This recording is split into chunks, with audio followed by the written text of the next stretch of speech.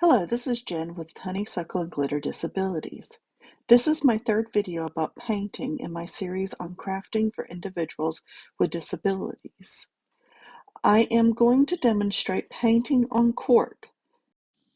I am making coasters for my friend Wendy to use as giveaways for her business, Dogwood Disability and Consulting. She uses vocational evaluations to determine areas of strengths and weaknesses of people with disabilities.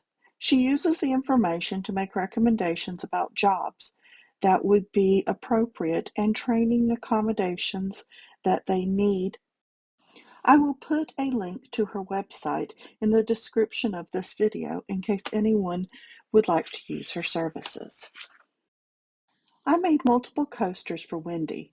They are all slightly different. You will notice some of these differences during this video. The first step is to make a template.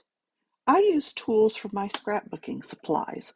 However, you could trace the mouth of a mug and use scissors to cut it out. The second step is to trace the template on the back of the cork and cut out two pieces. I use cork with an adhesive back from the dollar store. I trace two circles on the liner. You can also make your coasters square or oval. It is just important to cut two identical shapes. I use basic scissors to cut my pieces. Expensive scissors are not necessary. The third step is to paint each side. I use washi tape to help me make the petals of the dogwood flower. Now I'm going to paint the outline of the petals. My grandmother taught me to roll my paintbrush when I paint fine lines. I lay my paintbrush slightly sideways as I roll it. Then I trail the paint as I pick up the brush to get off excess paint. Make sure to press lightly when painting fine lines. When I start to run out of paint, I roll my brush in the paint again. I also go back over parts of the line that are not solid. Once I have the outline, I go back with a larger brush to quickly thicken the lines. This allows me to layer in some white paint. You will notice that the paint has to soak into the cork. A way to avoid this is to paint the outline of the flower with a paint primer like gesso first. I chose not to use a primer to get a different effect. You can see the effect the white paint over the purple outline achieves.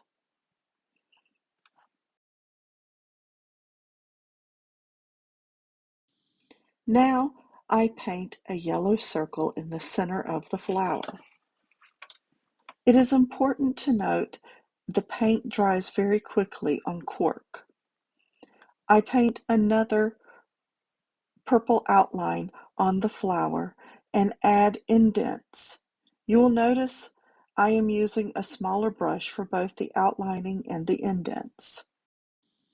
Then I go back and add light green dots to the center of the flower. Finally, I paint the center of each petal with another layer of white paint.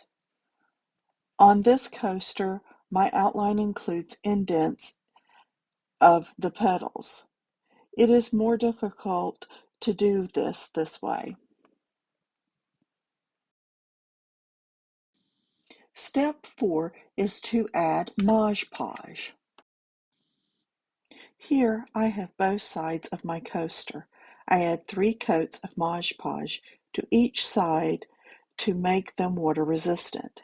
Each coat of Mod Podge needs to dry completely before the next coat can be applied.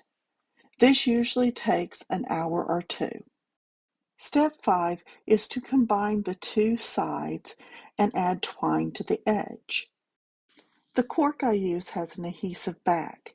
If yours doesn't, use a little hot glue to combine the two sides. Then use a dot of hot glue on the side of the coaster and carefully push the twine in the hot glue. I use a paint blender for this. Move about a half an inch and repeat this until you have gone around the entire coaster. Then cut the twine and use hot glue to attach the end. Here is the finished project. Thank you for watching. Please like and subscribe. I hope you have a wonderful day.